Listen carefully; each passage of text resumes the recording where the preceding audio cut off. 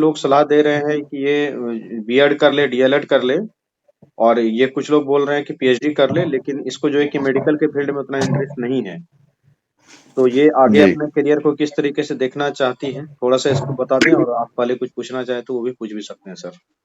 सीमा हमारे साथ संजय सर हैं, इनका 96 रैंक है। ये शिक्षा सेवा में चयनित हैं। ये आगे चल के जिला शिक्षा पदाधिकारी के रूप में इसी डिस्ट्रिक्ट में दिखेंगे आपको। तो आप पूछ लें इनसे जी सवाल। हाँ सीमा मैडम नमस्ते, सुन पा रहे हैं? हाँ जी, सीमा, सवाल प्रणाम पूछो। सर। बोलिए क्या बोल रहे हैं? सर मतलब कि सोच रहे हैं हम कि पीजी करें या डीएलएड करें। बहुत सारे कन्फ्यूजन्स है, मतलब इसी चक्कर में आपको कुछ अपना पर्सनल इंटरेस्ट किस में है, दूसरा को छोड़िए। सिविल पर्सनली सर्विस आपका क्या करना है। इंटरेस्ट है, आपको क्या करके अच्छा लगता है? सिविल सर्विसेज का जो बुक्स होते हैं ना, वो पकड़ने में मतलब थोड़ा कॉन्फिडेंस आता है सर उस सब में।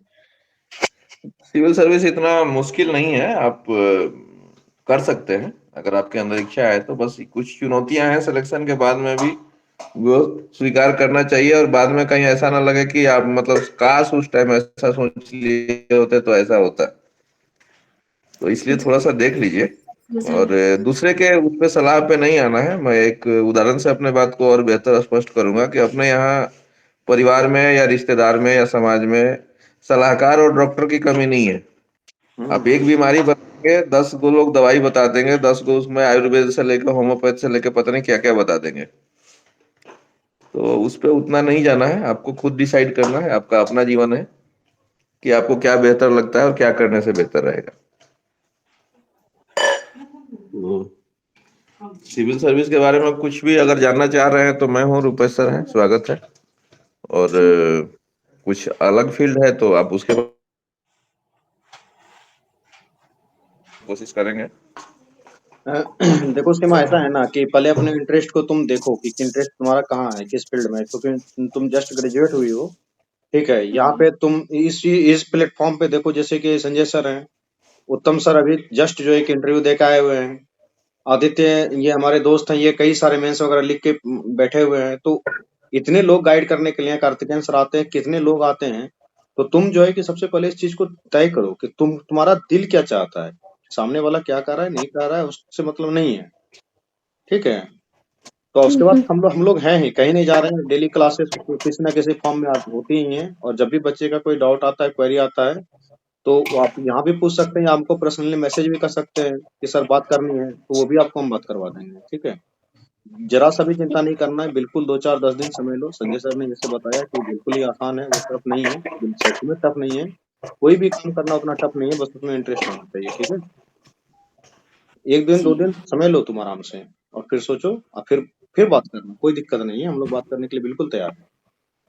ठीक। थोड़ा जो भी आप काम करना चाह रहे हैं जिसमें आपको इंटरेस्ट लग रहा है उसका पक्ष विपक्ष भी देखिए, उसका मतलब देखिए क्या है नहीं है। डीएलएड करने के बाद आप क्या बनते हैं, और अगर सिविल सर्विस में आते हैं तो क्या बनते हैं। डीएलएड करने के बाद आप कहीं टीचर लगेंगे, मेरे जैसा बीपीएससी में सेलेक्ट होंगे तो पता नहीं कितने टीचर के ऊपर कमांड करेंगे। कमांड तो हम्म। खैर क्या है, सब आदमी अपना सेवा कर रहा है, लेकिन फिर भी एक हाँ हाँ, वरीयता एक तो है ऑफिसर ना। ऑफिसर होता है ना। जी जी। ऑफिसर ऑफिसर ही होते हैं, टीचर टीचर ही होते नहीं, सबका सम्मान है और इस एक और आसमान में। उदाहरण मैं दे दूं, मैं बार बार उदाहरण बहुत देता हूं मैं। हाँ हाँ। मेरा कभी बीएसएससी सीजीएल नहीं निकला है। और स्टेट लेवल मतलब सेंट्रल वाला सीजीएल मेरा निकला था, मेरे को ऑडिटर मिला था। तो मैं उस टाइम ने मैंने बैंक में as a officer as a PO join करना प्रीफर किया था। तो अब आप समझ सकते हैं। और बीपीएससी 96 रैंक है, लेकिन कभी भी अब मतलब लगातार सीजीएल दिया है मैंने, बिहार वाला कभी नहीं निकला। मतलब फाइनल फाइनल तो छोड़ो, पीटी भी नहीं हुआ।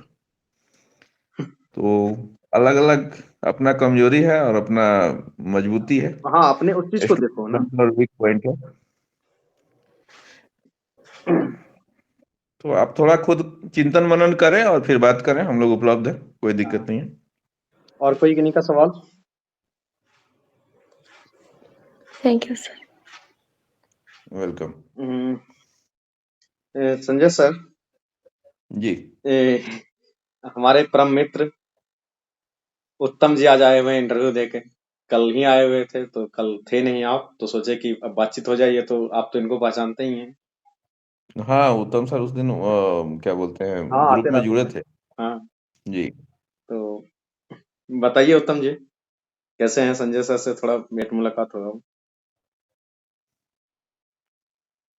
उत्तम सर नमस्ते, सुन पा रहे हैं? हाँ सर, गुड इवनिंग। सुन रहे हैं।